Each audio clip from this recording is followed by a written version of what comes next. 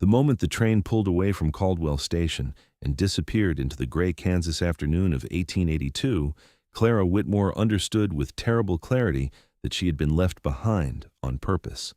She stood on the warped wooden platform with nothing but a battered carpet bag, a wool shawl that did almost nothing against the October cold, and a belly swollen with 7 months of new life. The station master had gone home an hour ago, locking the door to the small ticket office with a decisive click that echoed across the empty platform like a gunshot. There were no other passengers. There were no other souls.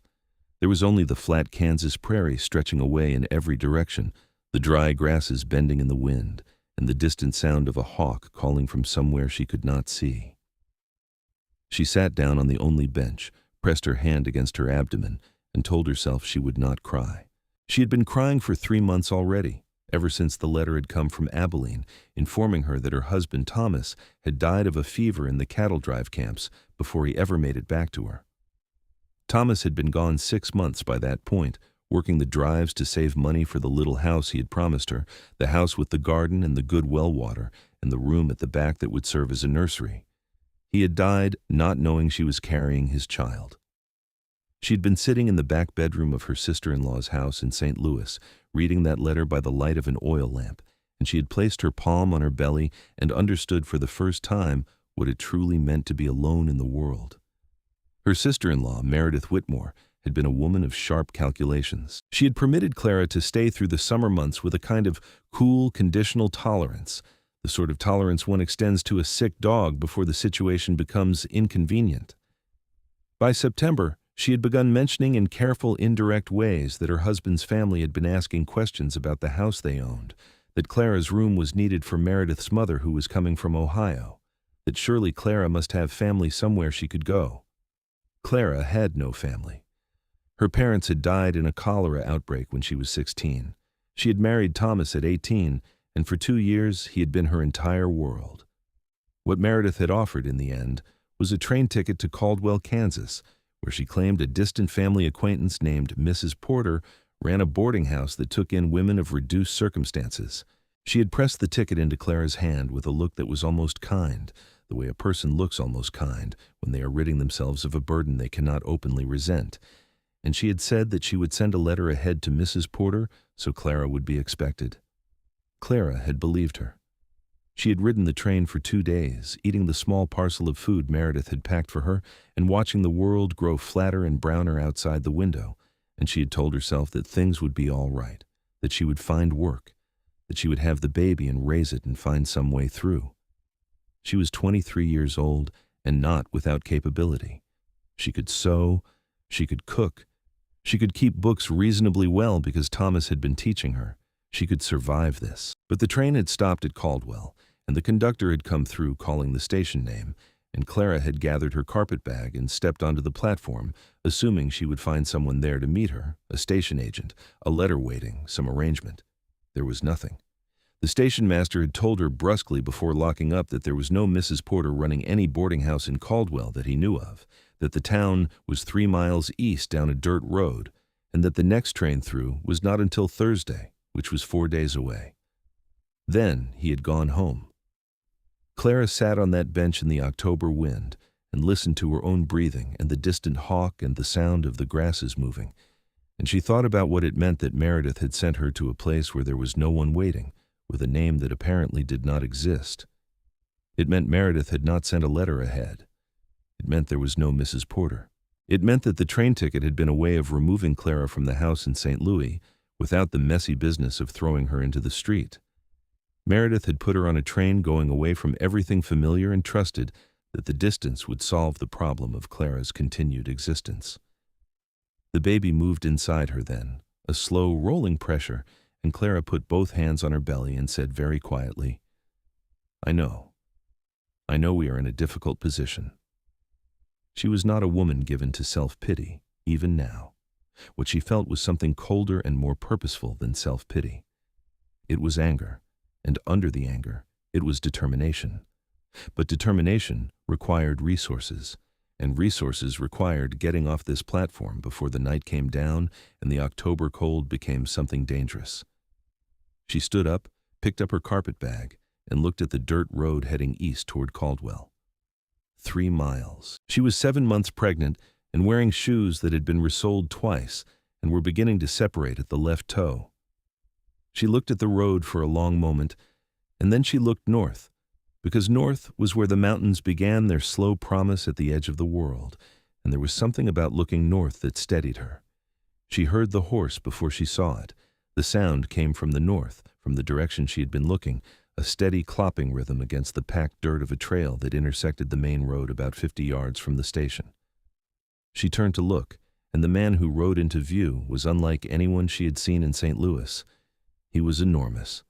That was the first word that came to her mind, and it was inadequate, but it was the first one. He sat on a dark bay horse with the easy authority of a man who had been riding since before he could walk, and his shoulders were broad enough that they created their own horizon. He wore a heavy canvas coat over a flannel shirt, and where the coat fell open, she could see the way his chest and arms pressed against the fabric, the kind of muscled bulk that came not from vanity, but from years of hard physical work. His hair was dark brown and thick, falling past his jaw in a way that suggested he visited barbers infrequently and did not particularly mind, and his face was angular and weathered, the face of a man who spent his life outdoors, with dark eyes that were scanning the platform with the careful attention of someone accustomed to reading landscapes for information. He saw her immediately. She watched him see her and watched him still, and she saw the slight shift in his posture that meant he was deciding something. He rode up to the platform and stopped his horse and looked down at her from his considerable height with an expression that was not unkind, but was very direct. He looked at her face. He looked at the carpet bag. He looked at the obvious roundness of her pregnancy beneath the wool shawl. He looked at the empty platform and the locked ticket office and the road going away in both directions with no one on it in any direction. "Train already gone?" he asked. "About an hour ago," she said. His voice when he spoke was low and measured, the kind of voice that did not waste itself on unnecessary words. "You were supposed to be on it. I was supposed to be met by someone. There was no one here." He was quiet for a moment, looking at the platform and then at the sky, which was moving toward the gray-purple of late afternoon with a speed that meant the dark would come fast. "You know someone in Caldwell?" She wanted to say yes. She wanted to say yes because saying yes would mean she had a plan, that she was not entirely adrift. But she was done with telling herself comfortable lies. "No," she said. "I was told someone would be here. They were not. I'm not certain what I'm going to do." He swung down from his horse in a single movement that spoke of pure physical ease, and when he stood on the ground beside his horse, she understood even more completely how large he was. He must have been 4 inches over 6 feet, and the breadth of him was something she would not have believed if she had not been standing 10 feet away. His hands, when he reached up to loop his reins over the hitching post, were scarred and wide, the hands of someone who had worked stone or timber for years. "My name is Eli Cutter," he said, turning to face her. "I run a homestead about 7 miles north, up into the foothills. I came down for supplies." He nodded toward the packed saddlebags on the back of his horse. "What is your name?" "Clara Whitmore," she said, and her voice was steady, which she was proud of. "I'm recently widowed. I'm also, as you can see, expecting a child in approximately 2 months."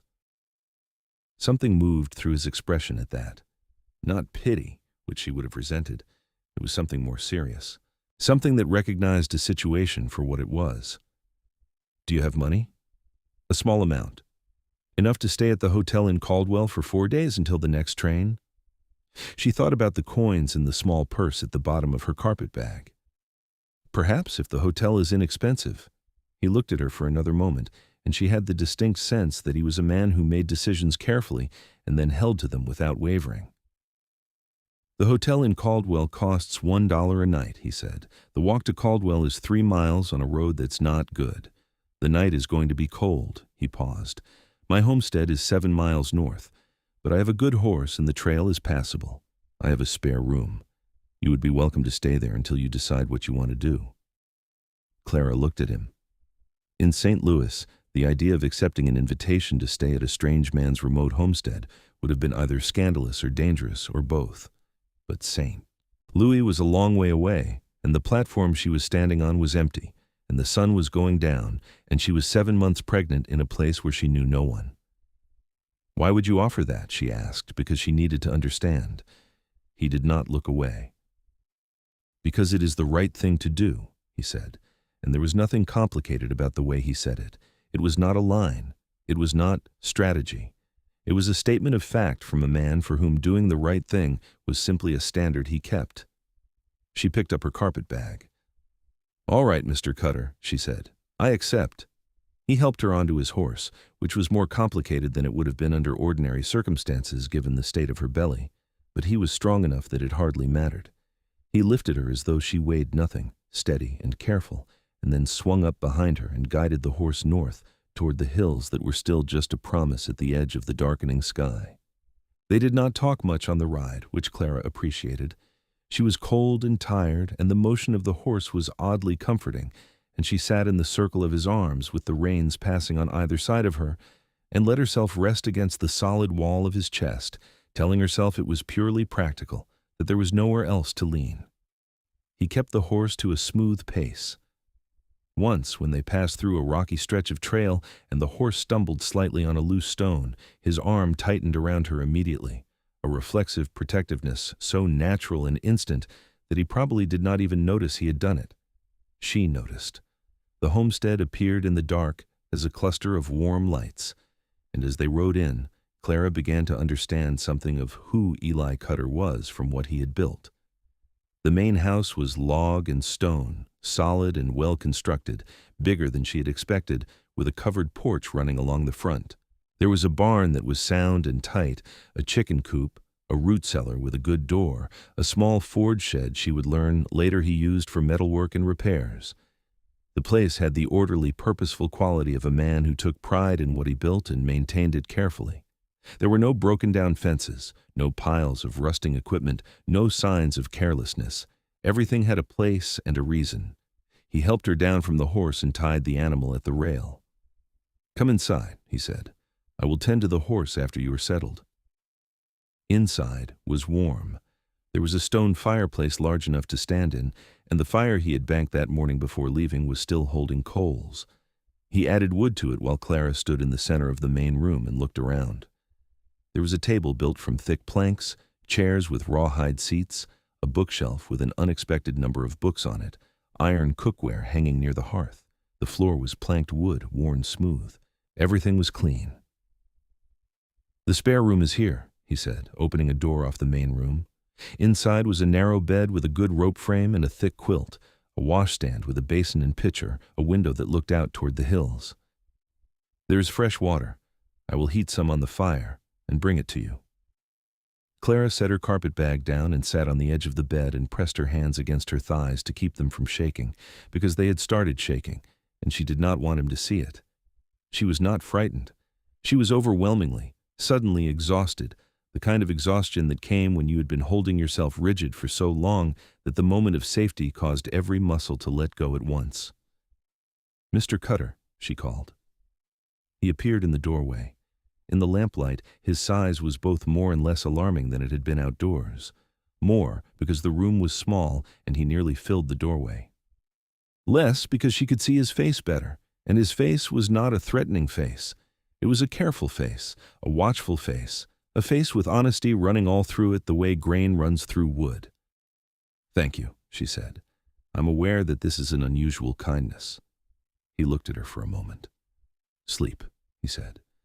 "Things will look different in the morning."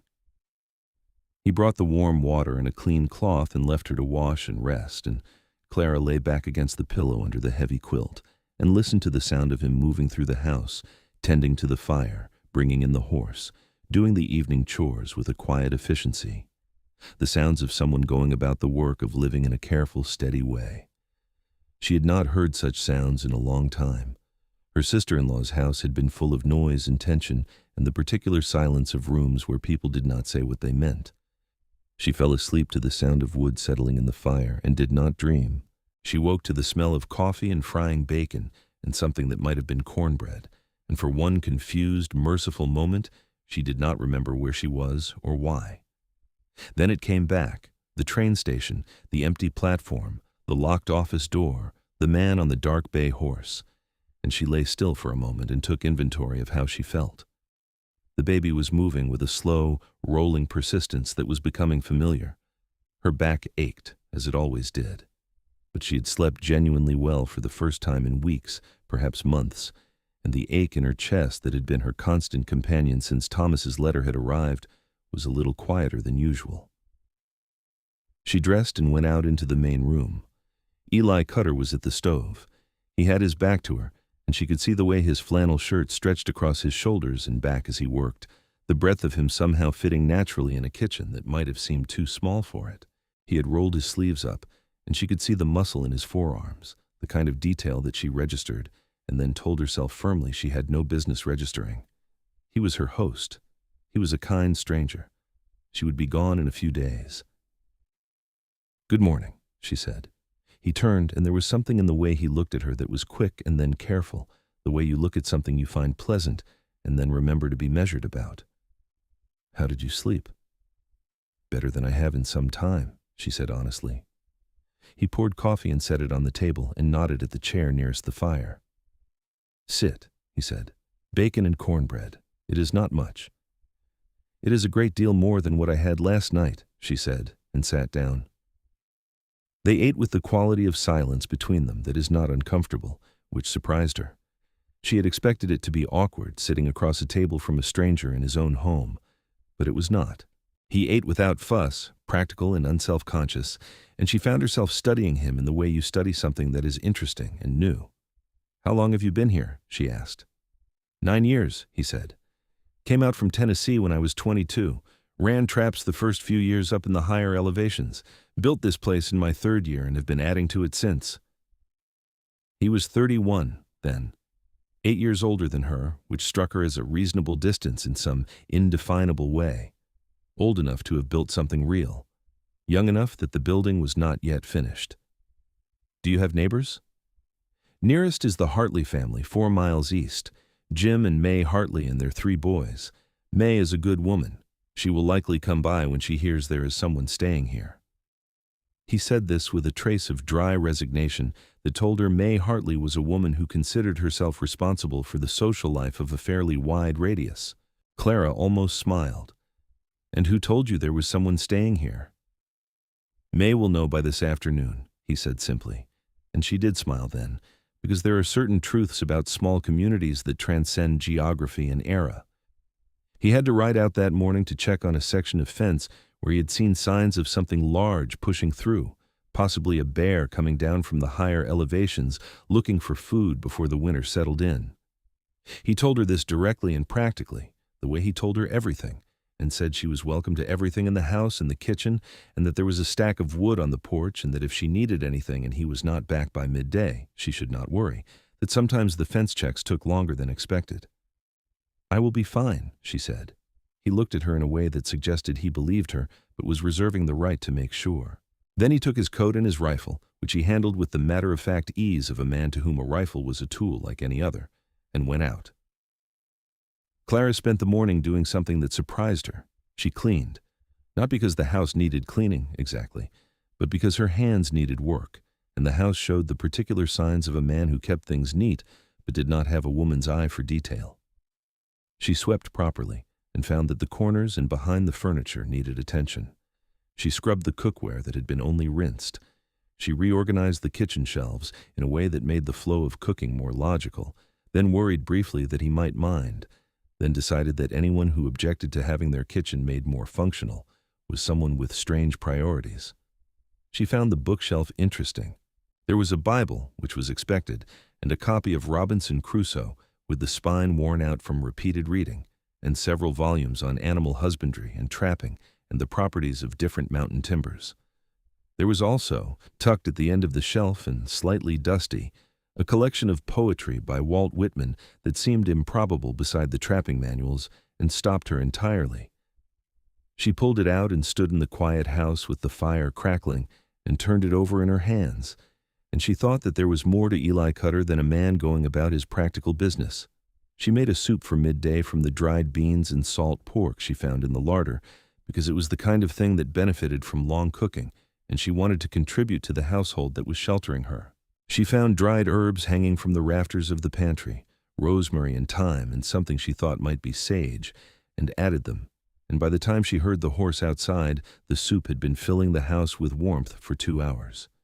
He came in smelling of cold air and pine and something faintly smoky from the Ford shed he had apparently stopped at on his way back.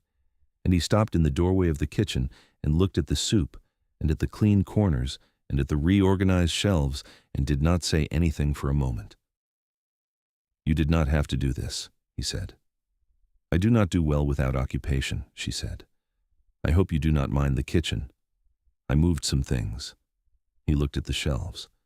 "I cannot find anything," he said. The pots are grouped by size and the dry goods are organized so the things you use daily are at the front. You will adjust within a day." He looked at her with an expression that she would come to know as his thinking expression, the one where he was deciding whether something was amusing or irritating, and usually landing on amused. "All right," he said, and sat down at the table. She served the soup and sat across from him, and he tasted it, and then tasted it again, and she saw the way his expression changed in a way he was not entirely managing to conceal. "This is good," he said. "Thank you." "Where did you learn to cook like this?" "My mother, and then necessity. Thomas was not a man who enjoyed cooking." She said his name without premeditation, and then sat with it, the way saying a dead person's name sits in a room. Eli was quiet for a moment. "Your husband?" "Yes. He died in April. A fever, in one of the cattle camps near Abilene. He was doing the drives to save money." She paused. "He never knew about the baby. He did not offer her empty condolences. He looked at her steadily and said, 'I am sorry.'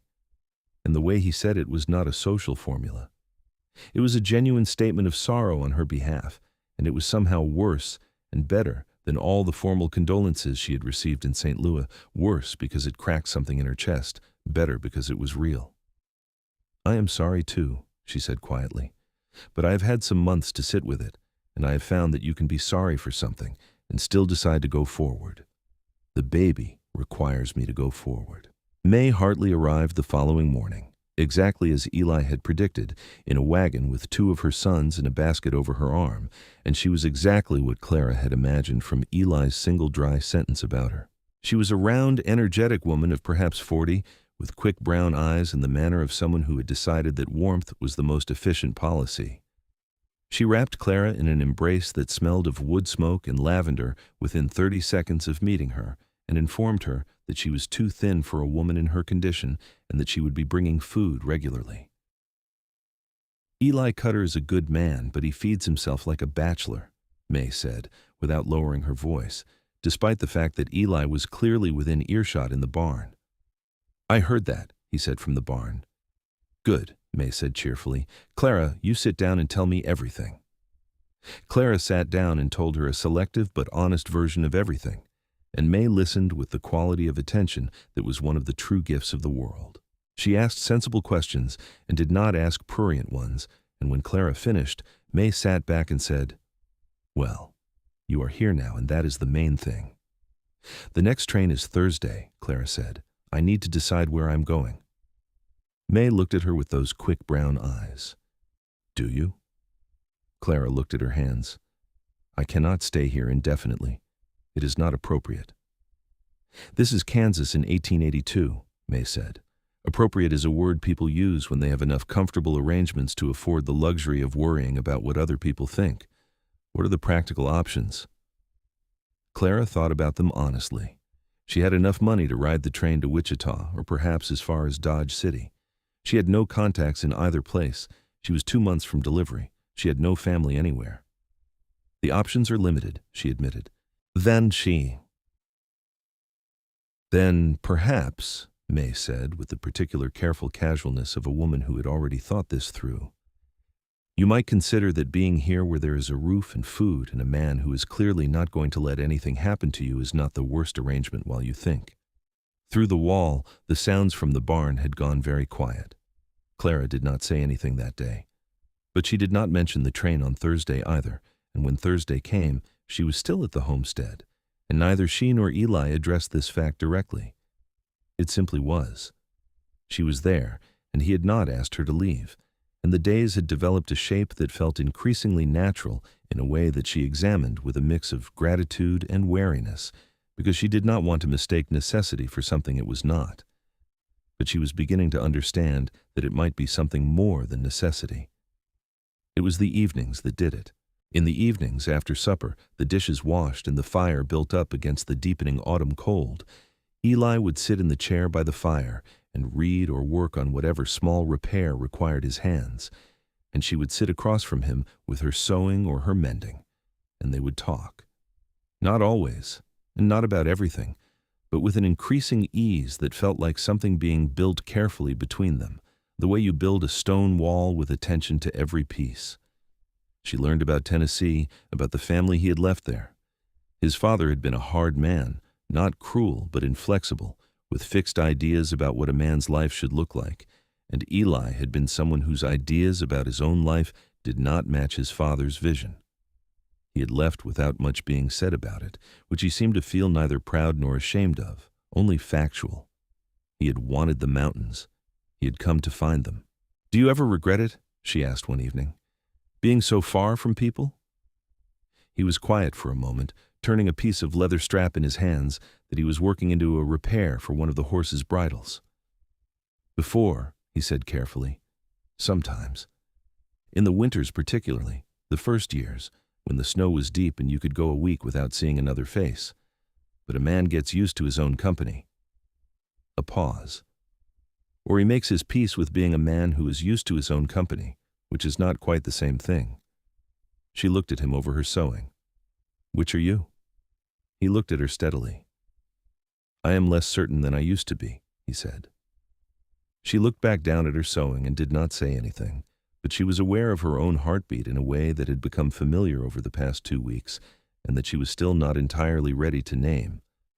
She had Thomas's photograph in her carpet bag. She had taken it out once and sat with it, and she had felt the genuine grief of it, the real sorrow of the good man he had been, the honest and decent man who had worked himself to death trying to make a better life for them. She had cried, and the crying had been clean and true, and she had felt, when it was finished, like something had been properly honored. She was not done grieving Thomas. She did not think you were ever truly done grieving the good people you had loved, but she had come to understand, in these quiet evenings by the fire at the edge of the Kansas foothills, that grief and new life could exist in the same chest at the same time, without one canceling the other. She told Eli about Thomas on a night in late October when the wind had come up and was throwing itself against the house in a way that made the fire very important. She told him the real Thomas, not the formal version she had offered everyone in St. Louis. She told him about the way Thomas laughed too loud at his own jokes and always apologized for it afterward, about the way he had taught her to read a ledger book because he said there was no reason a woman should be kept ignorant of numbers, about the promises he had made her, the house with the garden, the good well water, and how she had believed in those promises not because she was naive, but because Thomas had been a man whose word was his bond. Eli listened. He did not try to make it better or offer perspective. He just listened, and she understood for the first time what it felt like to be genuinely heard. "He sounds like a man worth grieving," Eli said when she had finished. "He was," she said. The fire settled. Outside, the wind pushed and the house held against it, which was something she was coming to trust. Thank you," she said. "For listening." "Thank you for telling me," he said, and she understood from the way he said it that he had received the telling as the gift it was. It was 3 days later that she felt the first real contraction. She had been expecting false pains for weeks, the preparatory tightenings that she had read about in the book on midwifery she had found tucked in a corner of the Hartley's bookshelf when May had taken her there for a visit. This was different. This was a long, rolling wave of pressure that started in her back and moved forward and took her breath with it, and when it passed, she stood very still in the kitchen and did the arithmetic in her head and did not like the result. She was barely 8 months along. The baby was not supposed to come for another 3 to 4 weeks. Eli came in from the yard 20 minutes later and found her sitting at the table holding the edge of it with both hands, working through the second contraction, and he was at her side before she had finished drawing the breath to speak. "The baby," he said. It was not a question. "It is early," she said. "It is too early." He was already moving. She did not know exactly everything he did in the next 20 minutes because another contraction took most of her attention, but she heard him at the barn and then heard the horse. And when she came back to herself fully, he was crouched in front of her with his large hands on her knees and his dark eyes very focused and steady. "May Hartley's wife is not there. She went to her sister in Wichita last week," he said. "But there is a woman in Caldwell, Mrs. Fitch, who has served as midwife for years. I am going to ride to Caldwell and bring her. It is 7 miles, and I will push the horse as hard as I can. I will be back in 2 hours or less." He paused, and she could see him calculating. "Can you manage for 2 hours?" "Yes," she said, because the contractions were still 20 minutes apart, which meant she had time, though not as much time as she would like. "I have built the fire up. There is hot water. I want you to go to your room and lie down on your left side if you can. It will slow the labor. Do not push on anything yourself." He paused. "Do you have everything you need?" She looked at him. "Go," she said. "I will be fine." He went. She heard the horse at a full gallop heading south, and she went to her room and lay on her left side as he had instructed and concentrated on breathing and not panicking. She thought about Thomas and told him quietly that she was going to do her best. She thought about Eli riding hard in the dark on her behalf and felt something warm and profound move through her that had nothing to do with labor. He came back in 1 hour and 43 minutes with Mrs. Fitch sitting behind him on the horse, a small, dry woman of 60 with a bag of instruments and the absolute calm of someone who had brought many lives into the world and had no patience for drama that did not serve the process. She came in, assessed Clara, and announced that the baby was early but not dangerously so, that it was positioned correctly, and that things would progress as they progressed. Eli was sent to the main room, which he accepted without argument, though Clara heard him in there for the next 6 hours with a particular quality of stillness that told her he was not sleeping. The baby came at 4 in the morning, a boy, red-faced and astonished and filling the cold October air with a sound that was the most remarkable thing Clara had ever heard. She lay back against the pillow with her son on her chest and felt the warm weight of him and cried in a way she had not cried since Thomas's letter, only this crying was different. This crying was not grief. This was something older and larger than grief. "He is small, but he is strong," Mrs. Fitch said with a matter-of-fact satisfaction. "Good lungs, good color. He will be all right." In the morning, Eli came to the doorway of the room. He had clearly not slept. He was still wearing his clothes from the previous day, and there was something in his face that she had not seen there before, a rawness, as though the hours of waiting had worn down whatever management he usually kept over his expressions. He looked at the baby in her arms, and the rawness in his face became something else, something that was careful and full at once. "A boy," she said. "I heard." He came 2 steps into the room and stopped, as though uncertain of his welcome, which she found touching in a man who was generally so certain of his footing. "Are you all right?" "I am very well," she said, and then she said, because she could not help it, "Would you like to see him?" He crossed to the bed and looked down at the baby, and the expression on his face was something she knew she would carry for the rest of her life. It was entirely unguarded, the face of a man looking at something new and good in the world and feeling the full weight of it. "He has dark hair," he said. "Thomas had dark hair," she said softly. He looked up at her then, and they held each other's gaze over the head of the sleeping child, and something was communicated between them that neither of them was ready to say in words yet, but that was there, undeniably and completely there, like the first stone laid in the foundation of something that would take a long time to build and would last a very long time once built. She named the baby Thomas James Whitmore, Thomas for his father and James for her father, who had died in the cholera outbreak when she was 16. She said the name aloud the morning after the birth, in the quiet of the room with the thin November light coming in through the window, and felt it settle into the air of the homestead like something that belonged there. May Hartley came the next day, and the day after that, and the day after that, arriving each morning with food and opinions and the particular useful energy of a woman who considered helping her neighbors the primary purpose of her days. She brought a cradle that had belonged to her boys when they were infants, solid and well made, and she brought extra blankets and a supply of the soft cotton cloth needed for the baby's diapers. And she sat with Clara in the afternoons while the baby slept and talked about everything and nothing with the easy companionship that Clara had not had since before Thomas died. "He watches you," May said one afternoon, on the 4th day after the birth. Clara was nursing the baby and did not look up. "Who?" "You know who. Eli." May's voice was very matter-of-fact. "He watches you the way a man watches something he is trying very hard to be sensible about." "I've just had a child," Clara said. "I'm in no position to think about anything of that nature." "I did not say you needed to act on anything," May said. "I'm simply telling you what I see." Clara looked down at her son's dark head and thought about the way Eli had looked at the baby in those first moments, the rawness in his face. She thought about the evenings by the fire and the Walt Whitman poetry and the arm tightening instinctively around her on the horse. She thought about the way he had ridden through the night to bring Mrs. Fitch back, pushing his horse as hard as it could go on the dark Kansas road. "He is a good man," she said carefully. "He is the best kind of man," May said, "the kind that does not talk much about being good because he is too busy being it." The weeks that followed were the quietest and also the strangest of Clara's life. She was healing and the baby was growing, adding weight and learning the world with the intense absorption of the very new, and the homestead held all three of them with a naturalness that she tried not to think about too carefully.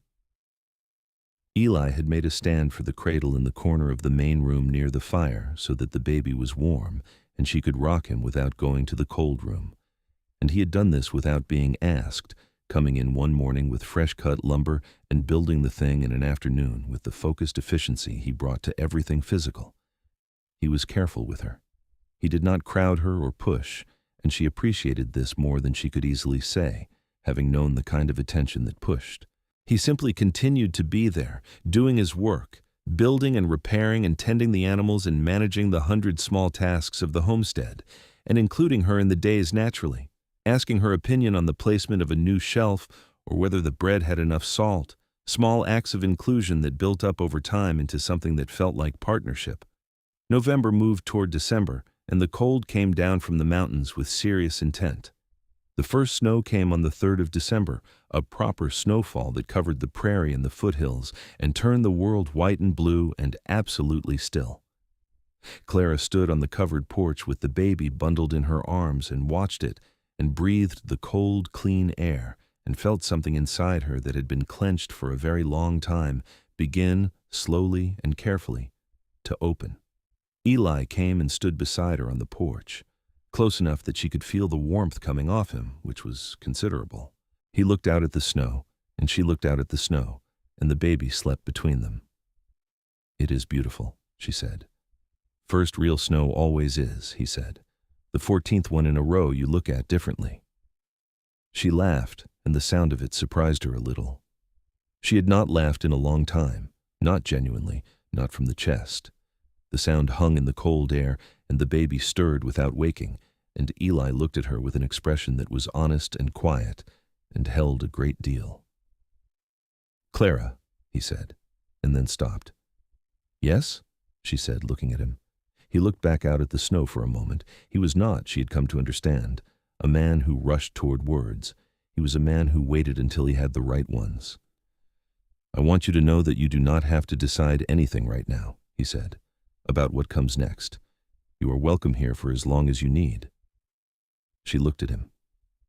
The snow was still falling, slow and soft, and the mountains were invisible behind it, present only as a weight and a promise at the edge of the white sky. "What if I told you I was not certain I wanted to leave?" she said carefully. He was very still for a moment. "Then I would want to understand what you meant by that," he said. "I think I mean exactly what I said," she said. He turned to look at her then, fully and directly, the way he looked at everything he took seriously. "Clara," he said, and his voice was lower, "I am not a man who says things he does not mean. So I need you to know that if you are talking about staying, I am not talking about a convenient arrangement. I am talking about something real." She held his gaze. "I know that," she said. I am talking about something real too. The snow fell on them both, and the baby slept, and the mountains stood invisible in the white distance, and neither of them said anything more right away, because some things do not need more words than the ones already said. He kissed her for the first time on a Sunday in mid-December, which she had not exactly planned for, and which came about the way the best things come about, which is to say naturally and at the right moment. She had been trying to reach a jar on the highest shelf of the kitchen, the one shelf she still could not quite reach even on her toes, and he had come up behind her and reached over her head to get it, the way he always did, and when he brought it down and handed it to her, she looked up at him, and the space between them was very small. He looked at her for a long moment, asking the question with his eyes the way he asked all important questions, quietly and directly, and waiting for the answer. And she answered him by reaching up and putting her hand against his jaw, which was rough with 2 days of beard and warm in the cold kitchen, and he bent his head and kissed her with a careful and searching honesty that she felt all the way to her feet, too. When he pulled back, his hands were on her shoulders, holding her gently, and his expression was one she had not seen on him before, open in a way that his face rarely was, as though the careful management he kept over himself had simply been set aside. "I have wanted to do that for some time," he said. "I know," she said, and she was smiling, and she was crying a little, which she had not intended, and he wiped her tears away with his thumb with a gentleness that did not seem to belong in such large hands and was all the more extraordinary for it. "I am sorry," she said. "I do not know why I am crying." "Because things are shifting," he said, simply and correctly. Things were shifting. She could feel it, the particular shift of a life rearranging itself around a new center, and it was frightening and right in equal measure, and she leaned her forehead against the broad plane of his chest and let herself feel both things without trying to resolve them. He held her, carefully and without demand, and the fire in the kitchen spoke, and the baby, who had recently acquired the habit of sleeping well after feedings, slept soundly in the main room, and the homestead was quiet around them, with the particular quiet of a place where good things were happening. Christmas came to the homestead with a simplicity and warmth that Clara had not experienced since her childhood. Eli had cut a pine from the hillside and set it up in the corner of the main room, and they had decorated it with strips of cloth and a few carved wooden shapes he had made on evenings when she thought he was simply working with his hands for the sake of it. She discovered he was more skilled with wood carving than she had realized. There was a small bird that was unambiguously a bird, and a pine cone that was convincingly a pine cone, and a small shape that she eventually understood was a cradle, which made her throat tight when she held it up and looked at it. "When did you make this one?" she asked.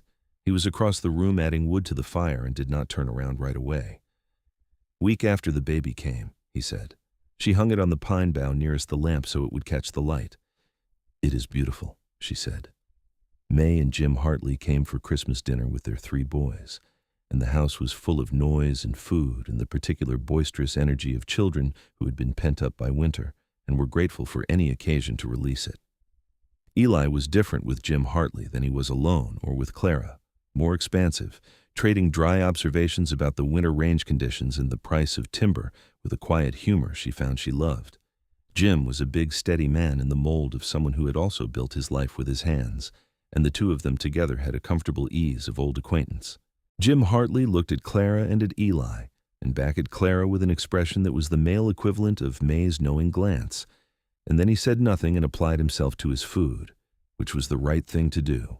That night, after the Hartleys had gone, after the baby had been nursed and settled into his cradle, Eli sat in his chair by the fire, and Clara sat in hers, and the silence between them was the fullest silence she had ever sat in, full of everything that had happened and everything that had not yet been said. She looked at him across the warmth of the fire and thought about what it meant to trust the quiet of a person, to trust what they did not say as much as what they said. "I want to ask you something," she said. He looked at her.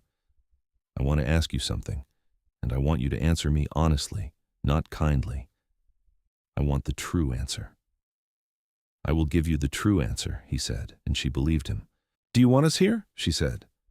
"Not because it is the right thing, not because a man who does the right thing does not throw a widow and her infant into the snow. I mean, do you want this?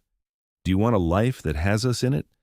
because I need to know the difference between those two things before I can decide anything." He sat forward in the chair, his elbows on his knees, his large hands clasped between them, and he looked at her with the full weight of his attention. "Clara," he said, "I've been alone on this homestead for 9 years.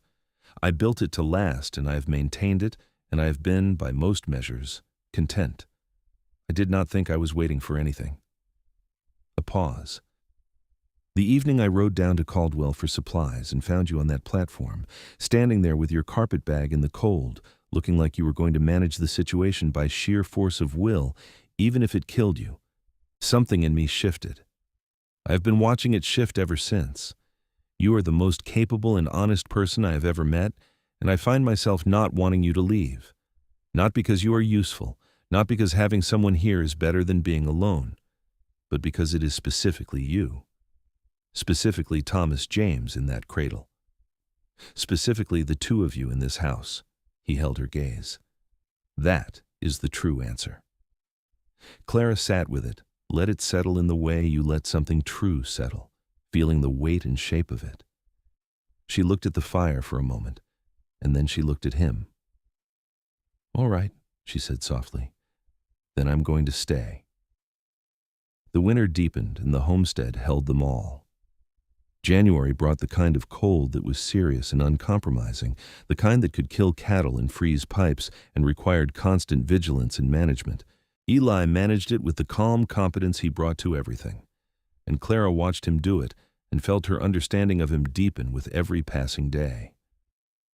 He was up before dawn each morning, out in the cold to check the animals before she had the fire fully going, coming back in with frost on his coat and his cheeks red from the wind, warming his hands at the stove while she made the coffee. The baby had developed a habit of waking at 5 in the morning with a particular demanding cry that sounded, as Clara observed once, like a very small person who had extremely specific opinions about the lateness of service.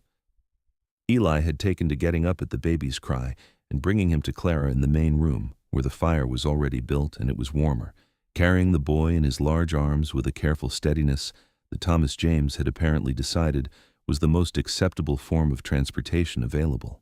Watching Eli carry her son with that particular careful gentleness of a very strong person, managing something small and precious, she understood something that she had been understanding in pieces since October, which was that love did not always arrive on schedule and did not always look the way you expected it to, and did not require you to have finished grieving something else before it asked to be acknowledged. She was in love with Eli Cutter.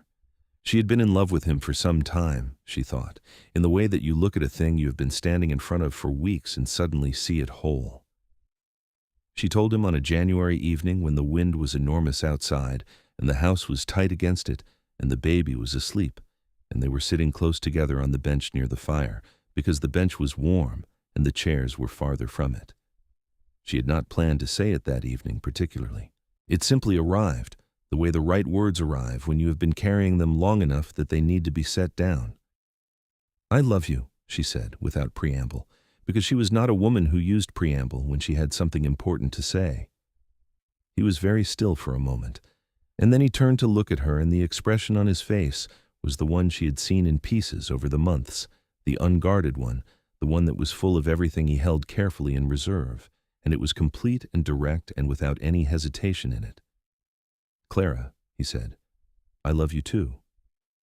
He said it the same way he said everything true, simply and without decoration, as though the truth of a thing was decoration enough. And she reached for his hand and he took hers, and they sat there in the firelight with the wind outside and the baby sleeping and the life they were building together all around them. And it was enough. More than enough.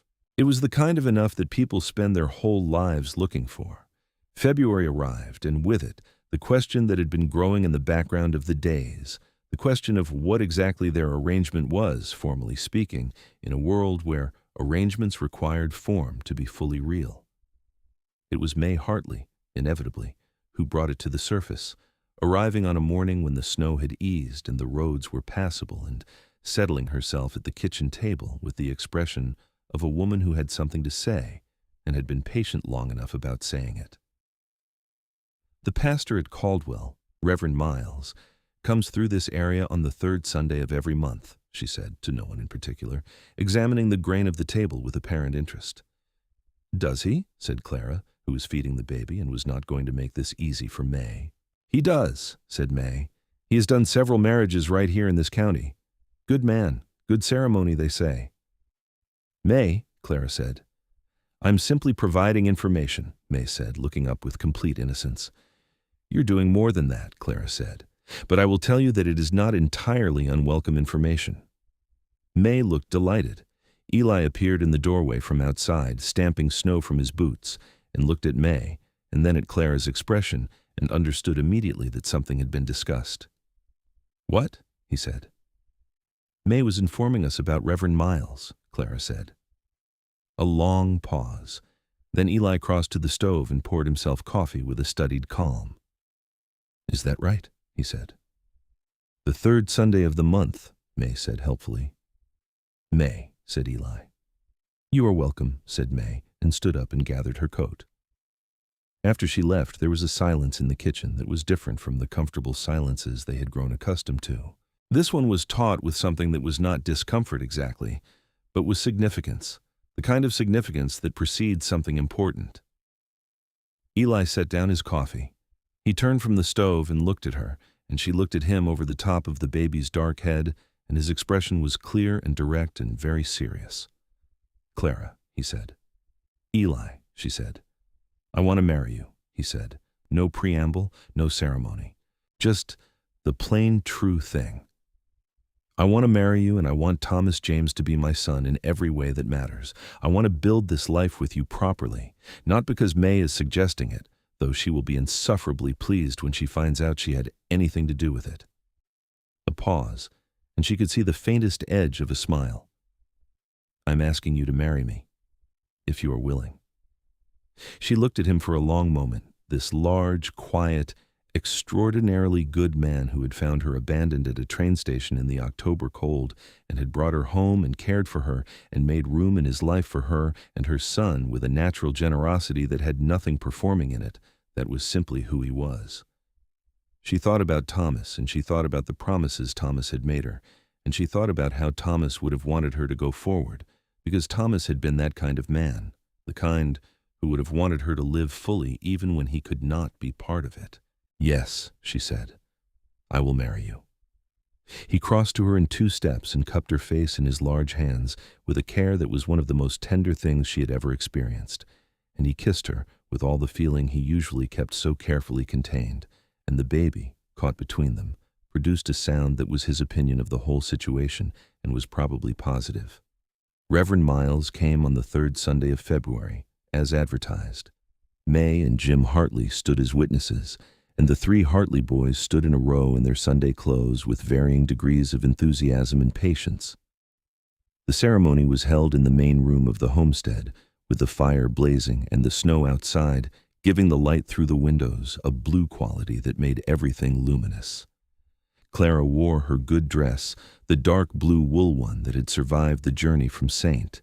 Louis, and Eli had trimmed his hair for the occasion, which made him look very slightly more civilized and simultaneously highlighted every strong line of his face. She stood beside him in front of Reverend Miles with Thomas James sleeping in the crook of May's arm and said her vows in a clear, steady voice, and Eli said his in the low, measured tone that she loved, and when Reverend Miles told him he could kiss his bride, Eli kissed her in a way that caused Jim Hartley to clear his throat and May to produce a small sound of absolute satisfaction, and the 3 Hartley boys to make assorted noises of disgust that were the prerogative of their ages. They were married. Clara Whitmore was Clara Cutter. She stood in her own home, which was to say in their home, with her husband's hand warm at the small of her back, and looked at the faces of the people around them, May beaming and Jim grinning behind his beard and the boys already moving toward the food, and she felt the shape of the life that was forming around her, like the walls of a room being built, each timber placed with care and intention, and she was grateful in a way that went past words. Spring came to the foothills of the Flint Hills country slowly, and then all at once, the way spring did in Kansas, arriving after weeks of gray hesitation with a sudden explosion of green and warmth and wildflowers pushing up through the brown grass with extravagant optimism. Thomas James had begun rolling over and grabbing at everything within reach, and his personality, which had been making its presence known for some months, was turning out to be considerable. He was interested in everything and patient with nothing. He had Eli's serious dark eyes and Clara's stubborn set of jaw, which combination Eli observed one morning would probably cause significant challenges for everyone around him for the foreseeable future. "He is your son," Eli said, watching the baby apply himself to the destruction of a wooden spoon with absolute concentrated intent. "In every meaningful sense, he is your son." He said it seriously, and she understood he meant both the compliment and the affectionate warning in it. "He is," Clara said, "and I could not be more pleased about it." Eli had begun the spring construction he had been planning through the winter months, an expansion of the house. He had decided the main room needed to be larger, and there needed to be a proper second bedroom, not because there was immediate necessity, but because he was a man who built for the future. Clara helped him plan it, and they had the kind of conversation over the kitchen table with a piece of paper and a charcoal pencil that she had loved having with Thomas about the house with the garden, the conversation about what a life was going to look like in its physical form. And she discovered that there was a deep pleasure in having that conversation with a man whose hands were actually capable of making the plans real. He was extraordinary to watch work. She had always known he was physically powerful. It would have been impossible not to notice. But watching him work the timber and stone of the expansion, the ease with which he handled materials that would have been immovable to most men, the precision of his carpentry and the patience of his masonry, she understood that his size was not incidental to who he was. It was the outward form of something internal, a capacity for sustained, careful, powerful effort that characterized everything he did, the way he managed the homestead, the way he had cared for her in the difficult months, the way he held Thomas James with those enormous, careful hands. She brought him water in the afternoons when the work was heavy, and sat on a stump near the site with the baby on her lap and watched him, and she was not subtle about it. He was aware of her watching. He worked with a slightly increased deliberateness when she watched, which was not showing off exactly, but was the natural performance of competence in the presence of someone whose regard matters, and she found this entirely endearing. "You are watching me again," he said one afternoon without turning around. "I am," she said. "Any particular reason?" "I find the view agreeable," she said. He turned then, and his expression was the best one, the one that was almost amused and entirely warm, and he shook his head slightly and went back to work, and she could see the set of his shoulders was pleased. Summer brought long days and good grass and a contentment in Clara that she had not felt since before Thomas died, and that was in many ways richer than what she had felt then, not because she loved Eli more than she had loved Thomas, because that was a comparison that did not yield anything true, but because she had learned more about who she was and what she could bear. And this life had been chosen with the full knowledge of what life could take from you, which made the choosing deliberate and the gratitude deep. She was pregnant again by July. She knew it the way she had known the first time, a certainty before any physical sign, a knowledge in the body that was different from other knowledge. She sat with it for 2 weeks before she told Eli, turning it over, feeling the wonder of it, the particular mixture of joy and sobriety that came from knowing what pregnancy meant in terms of risk and effort, and the piercing vulnerability of bringing new life into a world that could be hard. She told him on a summer evening on the porch, with the Flint Hills going golden around them, and the baby asleep inside, and the sky doing its spectacular Kansas work with the light. He was quiet for a moment. Then he turned to look at her, and his eyes were bright in a way she had rarely seen from a man who generally kept his brightness interior. "Are you well?" he asked. "I'm perfectly well," she said. "I'm very well." He put his arm around her and drew her close, which was his way, the pull that was never a demand but was always an invitation and was always exactly what she wanted. She leaned into his side, solid and warm, and they sat together watching the evening come down over the hills. "A brother or a sister for Thomas James," she said. "Both, in time," he said, "if God is willing." "You want a large family?" she said. "I want your family," he said simply. "Whatever size it is." The baby that arrived in March of 1884, In the new bedroom of the expanded house with May Hartley serving as midwife was a boy they named William Eli Cutter.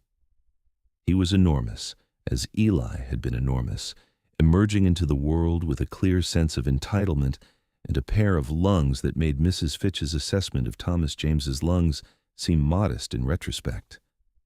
Eli, who had waited in the main room with Thomas James asleep in his arms, came in when May called him and stood in the doorway, looking at Clara and the new baby with an expression that was nothing like the contained version of himself he usually presented to the world. He crossed to the bed and she put the baby in his arms, and he held the boy against his chest with the same careful steadiness he had brought to everything, and his face was entirely open, entirely present, entirely full. "William," he said. "William Eli," she said, "if that is acceptable to you." He looked up at her, and there was something in his eyes that was bright and certain, and moved in a way she was not sure she had ever seen from him. "That is more than acceptable," he said. Thomas James, who had been sleeping through the whole proceedings in a manner suggesting he did not yet realize his status as sole child had been permanently revised, woke in the morning to find a new person in residence. He was 18 months old, which was the age of both total confidence in the world and complete incomprehension of everything that required explanation. Eli held him up to look at the baby and said, "This is your brother William." And Thomas James looked at the baby with the intensity of a scientist confronting a new specimen, and then reached out and grabbed a fistful of the new baby's blanket, which seemed to be a kind of acceptance. The years of the mid-1880s passed in the way that good years pass, full of specific detail and the accumulation of small things that together become the substance of a life. Clara grew her kitchen garden and traded seeds with May, and learned from Jim Hartley's methods how to extend the growing season in the uncertain Kansas climate. Eli extended the homestead further, adding a proper workshop to the forge shed and a larger root cellar, and eventually a second corral for the additional horses that the expanded operation required. They hired a hand for the spring and summer seasons, a young man named Hector Ruiz from the town of Caldwell, whose family had been in the region far longer than any of the Anglo settlers, and who turned out to be one of the finest horsemen Clara had ever seen and quickly became indispensable. Eli and Hector had a direct, uncomplicated friendship based on mutual respect and shared competence, and Clara liked Hector from the first day, appreciating the way he treated her and the children with a natural courtesy, and the way he spoke about his family's history in the region with a quiet pride that Eli listened to with genuine interest. The Ruiz family had been in Kansas territory for generations, and Hector knew things about the land, the water sources, the grass patterns, the likely behavior of the weather that no amount of reading could substitute for, and Eli understood this and learned from it, which was one of the things about her husband that she admired most, his total freedom from the kind of pride that prevents learning. The injustice of how men like Hector and his family had been treated, the ways the land they had known for generations had been rearranged around them through legal mechanisms that had more to do with power than fairness, was not something Eli ignored. He paid Hector fairly when fair wages for a man of Hector's color were not the prevailing practice, and when a man from Caldwell made a remark about it at the feed store one afternoon, Eli looked at the man in a way that made further remarks unnecessary. He did not narrate this to Clara afterward. She heard about it from May, who had heard about it from Jim, who had been there, and she felt the particular love that comes from seeing someone you love do the right thing when no one who matters to them is watching. Their third child came in the autumn of 1886, a girl this time, with Clara's lighter coloring and Eli's serious dark eyes, in a combination that was startling and lovely. They named her Rose, which was Clara's mother's name, and the naming of her felt like an honoring of everything that had come before. Thomas James, who was 4.5 and had established himself as a person of strong opinions and considerable physical enterprise, declared Rose acceptable. William, who was 2 and had so far shown his father's capacity for focused silence and his mother's capacity for stubborn determination in equal measure, stared at his sister for a long period and then went back to what he had been doing, which was attempting to dismantle a perfectly functional piece of farm equipment. The homestead on the foothills of the Flint Hills region of Kansas in the late 1880s was a real place by then, a place with a history and a shape, a place where things had happened and would go on happening.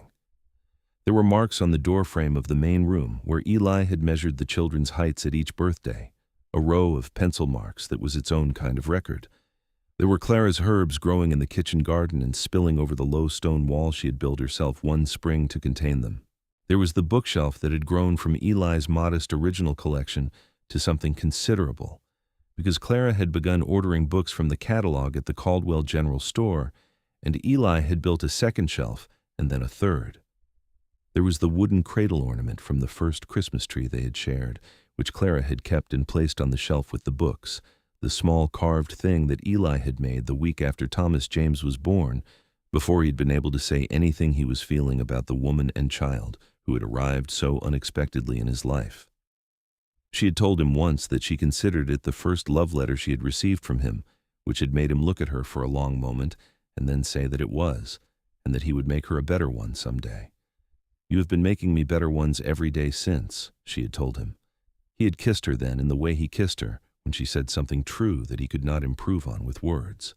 In the spring of 1888, when the house was full and the homestead was established and the children were growing with the remarkable speed of children in good conditions, Clara stood on the porch one morning watching the sun come up over the Flint Hills and thought about the train platform in October of 1882. She thought about the locked ticket office door and the empty platform and the wind in the dried grasses and the sound of the distant hawk. She thought about standing there with her carpet bag and her unborn son and the cold knowledge that she had been deliberately left with nowhere to go. She thought about Meredith Whitmore, who had put her on a train and trusted that the distance would make the problem of Clara disappear. She did not feel hatred toward Meredith. She had been past hatred for a long time. What she felt was a complicated sorrow for a woman who had been so frightened of inconvenience and obligation that she had put a pregnant widow on a train to nowhere without a thought for what might happen to her. That kind of fear, Clara had come to understand, was its own punishment. You could not live that way and be anything other than diminished by it. She had written to Meredith once, about 6 months after the wedding, a letter that was not accusatory and was not forgiving in the formal way of someone who wants credit for forgiving, but was simply a letter from a woman who had something good and wanted to record the record. She had told Meredith that she was married and settled, and well, that the baby had been born healthy and strong, that she was glad to have ended up in Kansas, that she hoped Meredith was well. She had not received a reply, which she had expected, and which was all right. Eli came out of the house behind her and stood at her shoulder, a cup of coffee in each hand, and gave her one of them, and she took it and leaned back against his chest, and he put his free arm around her, steady and warm, as though she were a thing that needed to be held steady and warm and always would be, and he was exactly the right person to hold her. "What are you thinking about?" he asked.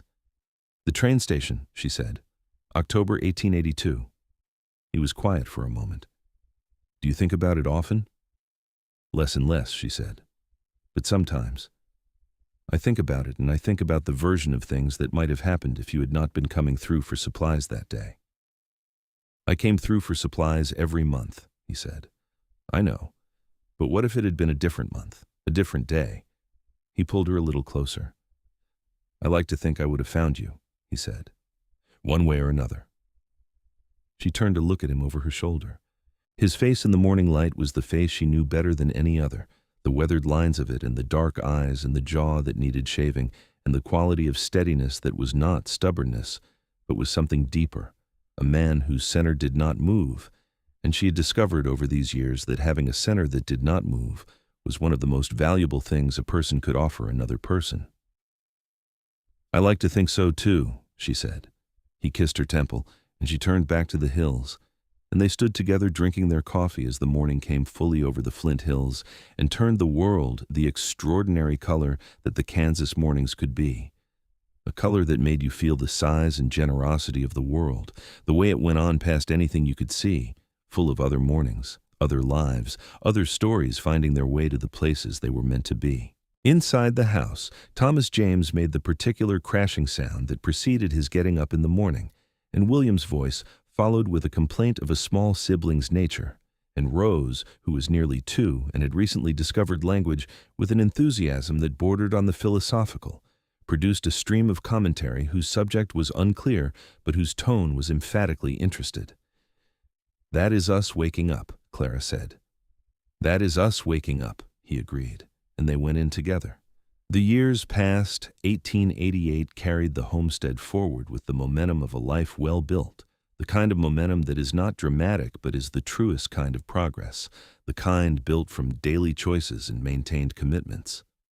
Eli expanded the horse operation into a proper breeding program, his reputation for sound stock spreading through the county in the quiet way that good reputations spread, not through advertising but through results.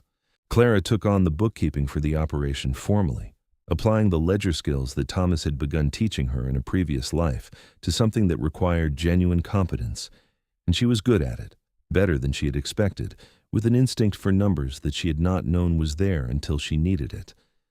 Thomas James, growing into a boy of 9 and 10 and 11 with his mother's capability and his dead father's laugh and Eli's absolute physical confidence, was the kind of child who made things complicated and interesting. He had decided at age 8 that he wanted to understand everything about horses, not just how to ride them, but how they thought and why. And Eli had taken this seriously and taught him properly, and the lessons between the large, quiet man and the intense, dark-eyed boy were some of the best things Clara had ever watched. There was a tenderness in Eli with Thomas James that was different from his tenderness with William and Rose, not larger but specific, flavored with the full awareness that he was the father in every way that mattered and that this boy was his in the deepest and most chosen sense. Thomas James had asked once, when he was 7, about the man in the photograph on the shelf. Clara had told him the truth in terms appropriate to a 7-year-old, that his birth father had been a good and loving man who had died before Thomas James was born, that he would have been very proud of his son. Thomas James had looked at the photograph for a long time and then had looked at Eli, who was at the table working through a piece of harness repair, and had said with the direct logic of a child, "But Eli is my father." "Eli is your father," Clara had said, and she had caught Eli's expression over Thomas James's head, the way his jaw moved briefly with something he was managing. "Then it is all right," Thomas James had said, and had gone back to what he was doing. Eli had not said anything, but later that night, after the children were asleep, he had taken her hand at the kitchen table and held it for a long moment without saying anything, and she had put her other hand over his, and they had sat like that, and the fire had spoken, and the homestead had been quiet around them. By the early 1890s, the Cutter homestead was a real and established place in that part of Kansas, known and respected, a place that people pointed to when they wanted an example of what could be built. From a clear-eyed commitment to hard work and honest dealing. Jim and May Hartley were getting older, their boys grown and starting their own operations, and Eli took on more of the practical support that the Hartley farm needed in the way that neighbors do when time shifts the balance of capacity, quietly and without accounting. May was still May, which is to say she was still cheerful and direct and appeared at the Cutter homestead with food and opinions at regular intervals, and her presence was one of the constants of Clara's life in Kansas that she would not have traded for anything.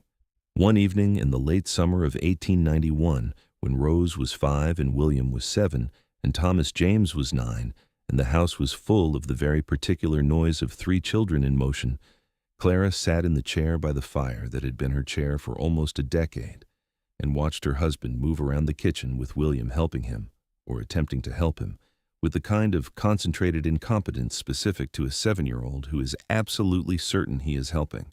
Eli guided him patiently, his large hand over the boy's smaller one as they rolled out biscuit dough, and Thomas James was at the table with a book, and Rose was on the floor with the carved wooden horse that had been Thomas James's first toy and that had survived considerable generations of enthusiasm. Clara looked at the room. She looked at the fire and the bookshelves and the marks on the doorframe and the small carved cradle on the shelf, and the children and her husband's broad back bent to accommodate a 7-year-old's reach, and she thought about a woman on a train platform in the October cold of 1882, abandoned and alone with nothing but a carpetbag and an unborn son and the stubborn intention to go forward. She thought about what it cost sometimes to go forward, when forward was the only direction that had anything in it. She thought about the man who had ridden out of the north on a dark bay horse and seen her and decided. She thought about love, which was not one thing but many things, and which asked you to be brave in ways you did not always anticipate, and which gave you things you could not always have imagined wanting because you had not known they existed yet. "Eli," she said. He turned, flour on his hands and something patient and warm in his face. "Yes?" "I'm very glad you came through for supplies that day," she said. He looked at her for a moment. Behind him, William was applying himself to the biscuit dough with increasing personal investment. Rose looked up from the wooden horse. Thomas James kept reading, but she saw the faint smile at the corner of his mouth. Eli held her gaze across the warm, loud, flour-dusted, fire-lit room that was their life. "So am I," he said. That winter brought the first real blizzard the homestead had faced since the terrible winter of 1886, a 3-day storm that closed the roads and buried the fence lines under 4 feet of snow and kept them all inside together in a closeness that was tested and found sound. On the second day, when the wind was enormous and the windows were white and there was no going anywhere, Clara taught Thomas James the elements of double-entry bookkeeping, which he absorbed with his usual focused intensity. And Eli and William played a card game of William's invention, whose rules changed frequently and in William's favor, which Eli participated in with complete seriousness. Rose sat in her father's lap for most of the afternoon, which was where she had decided she most preferred to be, and nobody went hungry or cold or afraid, because the root cellar was full and the wood was stacked high and the walls Eli had built were sound. On the third day, the storm broke, and the world outside was a field of white silence so absolute and beautiful that all 5 of them stood on the porch together, looking at it, the 3 children in a row and Clara and Eli behind them. "It is like the whole world is new," Rose said with 5-year-old certainty. "It is a bit," Clara said. Eli put his arm around her shoulders, the gesture so natural now that it was simply the shape of things, and she leaned against him in the way she had been leaning against him for years, in the way she would go on leaning against him. And she looked out at the white and vast and beautiful world, and felt the fullness of the life that had been given to her through all its difficult passages and all its unexpected gifts and all its ordinary perfect days. The baby she'd been carrying through that winter, the 4th child, the 3rd boy, arrived in the spring of 1892 with a stubbornness of timing that she should have expected from a Cutter child. He came early, as Thomas James had come early, and he arrived fast and loud and entirely himself, and they named him Daniel because they liked the name and because Daniel meant something about steadfastness, and they were a family who believed in steadfastness.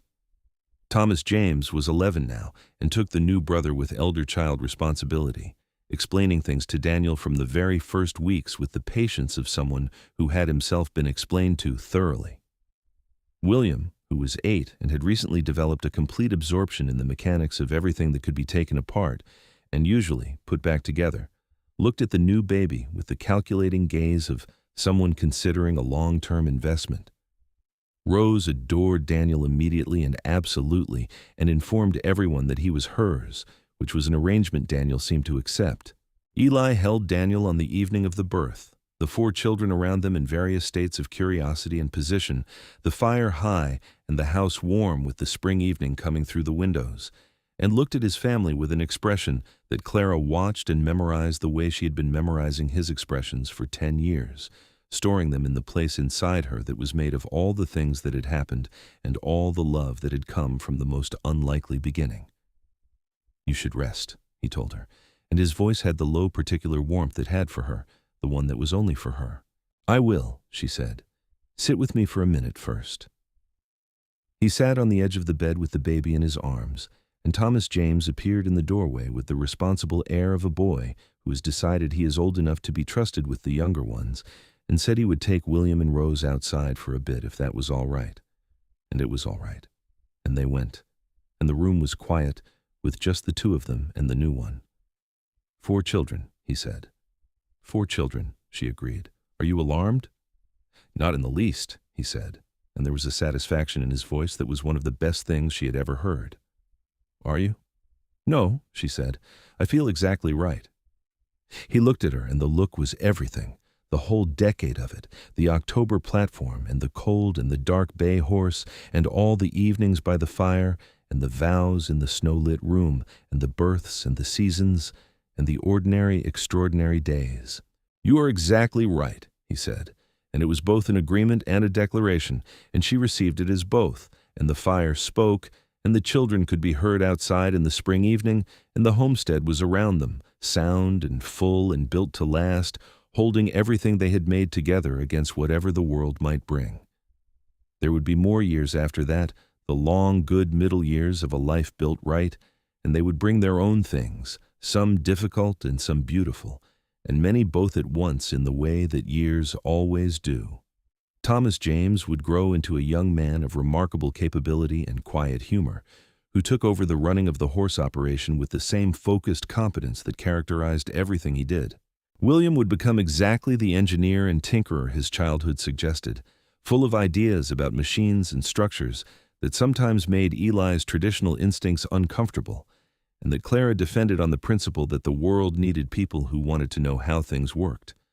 Rose would turn out to be a reader of the deep and serious kind, and when the school in Caldwell needed a teacher and Clara suggested she apply, she would do so and would prove, from the very first week, exactly as good at it as her mother had always known she would be. Daniel would be the most like Eli in temperament, steady and strong and sparing with words, and would one day run the homestead itself, carrying it forward into the 20th century with the same care that had built it. But all of that was ahead, in the years still to come.